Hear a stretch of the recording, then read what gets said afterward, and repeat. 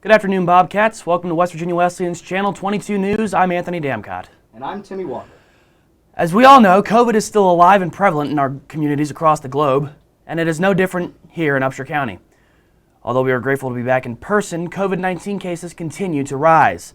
As of today, September 16th, West Virginia Wesleyan has a total of 47 positive cases, including 22 active cases right now. Let's pass it over to reporter Anthony Anderson, who met with John Bowman earlier this week to discuss COVID across the community and our return to campus plan. We have mirrored a lot what we did with the spring. Of course, the CDC updates how we approach with our return to campus plan. We have mirrored a lot what we did with the spring. Of course, the CDC updates how we approach COVID and with all of its rules and regulations. So we base all of our policies on the CDC, the way we test overall. Of course, if you're symptomatic, then you get tested, and you can test at our local community care here in the community or on campus. Vaccinated students, faculty, and staff going into the fall compared to the spring. And if you look at our numbers, I think the worst point last spring was in the high 30s at any one time. And right now we have, as of this moment, we have 25 cases on campus, and that is very manageable, especially in Upshur County. There's more than 500 cases, so we're doing very well compared to the community. Community's only vaccinated around 47%, and we're in the 80s. We're pushing closer, we're inching closer to 90% every day. How you doing? I'm here with Danny Fry, one of the sports directors. My first question for you is, with the fans being allowed back into sporting events, how do you think it will? How do you think it will look now? Yeah, there is a spectator policy, that is in place with different, COVID, restriction. Obviously, everything's, different with COVID-19 now. So if you go to our website, WesleyanBobcats.com, it's going to be the first story that you see is the updated spectator policy. Also, that'll be for indoor and outdoor. There's also basically how it's going to look. For outdoor sports, it's going to be, back to how it had been, sort of, in years past. But you do have to fill out, a waiver form that's on the website. You fill that out when you enter, and then you hand that to the game administrator, or if we have someone from the athletic department there, and that'll be for the outdoor events, with soccer, football, etc. For the indoor sports, which first coming up, it'll be volleyball, and then it will go into the basketballs, etc. For that, it's going to be a little bit different. There could be a mask policy right now. My second question for you is, with the departure of Nick Patella, the men's basketball coach, how do you think Coach Sloan would do as the new men's basketball coach? Oh, yeah, I think Coach Sloan, now right now in the interim role has done a fantastic job, and will continue to.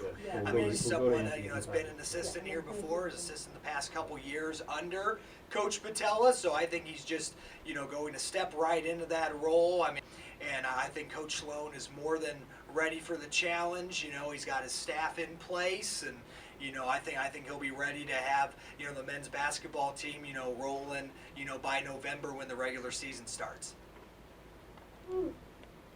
And my final question for you is, are there any home sporting events that we should be looking forward to?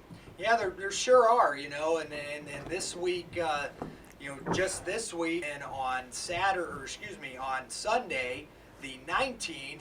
Same thing. It'll be a doubleheader. The men's soccer team takes on the number 1 ranked team in Division II, Charleston, at 2 o'clock, again at home at Culpeper Stadium.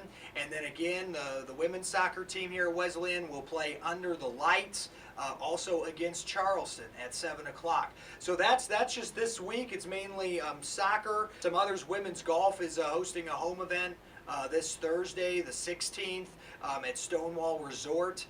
With several teams coming in for 18 holes. So yeah, things are starting to pick up, and more home events are starting to come up for West Virginia Wesleyan athletics this fall. I appreciate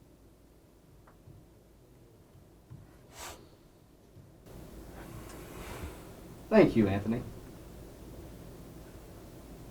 With big social justice movements occurring all over our country, Wesleyan looked internally to see where they have been at fault and where they can improve over the last few semesters.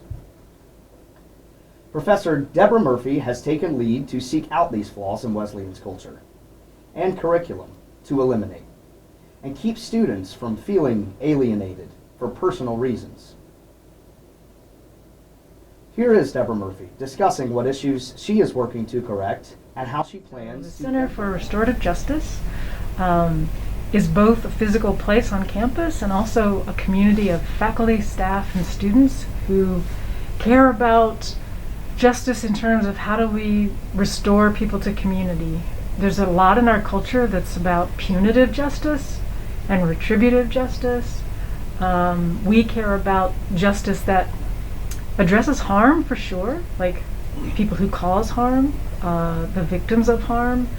But again, we're about how do you heal individual relationships, community relationships. So that's broadly what we're about. We're a space and a place where people can put those ideas into practice. The work got started almost 2 years ago, or maybe a little more, when we realized that there were some injustices on our campus that had to do with certain persons and communities kind of being singled out and targeted and profiled, and we thought, first of all, that's just not right, it's not fair. And so there were some students who organized around that, who thought, we need to address this, we need to have the administration address it. And so we began to kind of protest, you could say, some of the policies around how certain populations are marginalized and mistreated. And then we just kept having conversations. I mean, some of that got addressed by the administration, I would say, but then we just kept thinking, well, there's more here to continue to explore and ways we can, again, bring the principles and practices of restorative justice to a lot of other situations and conversations. And so it began out of a real issue on campus, but it's evolved to be able to address lots of other contexts. Are there any projects or events that are coming up this semester? Yeah, well, on our campus, we'll be hosting circles, which is a way to have conversations that are sort of around restorative principles. We're partnering with some other organizations soon to do a conversation on preferred pronouns. That's an issue that we think needs more visibility on our campus.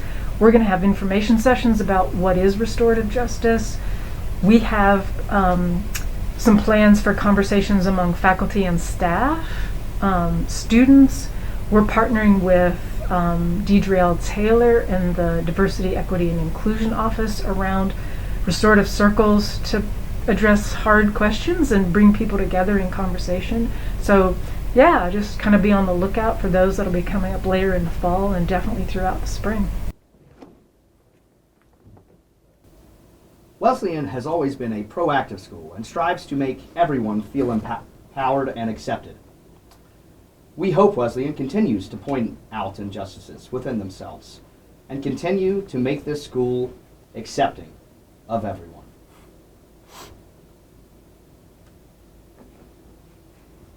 And now for our final interview of the day, reporter Ryan Bigsby sat down with special guest Mary Medlin, assistant psychology professor here at Wesleyan, where she discussed her background and why she chose Wesleyan. What made you decide to teach at Wesleyan? Well, I've always honestly wanted to live in a mountainous region because I come from very far south where it's usually very flat. And so I enjoy the setting, the environment around Wesleyan. Wesleyan itself, of course, is also a very beautiful school. I've got family in the Methodist ministry, so it's another significant factor. And also, I have a unique opportunity to help revamp the psych department, as it were. And so that's something that not too many people have the opportunity to do in a job. That's cool. Yeah, so I get to have fun with that as well. Nice.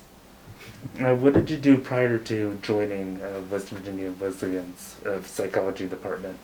I was finishing up my doctoral degree at the University of Southern Mississippi. I'm originally from Louisiana, which is where I got my undergraduate and my master's. And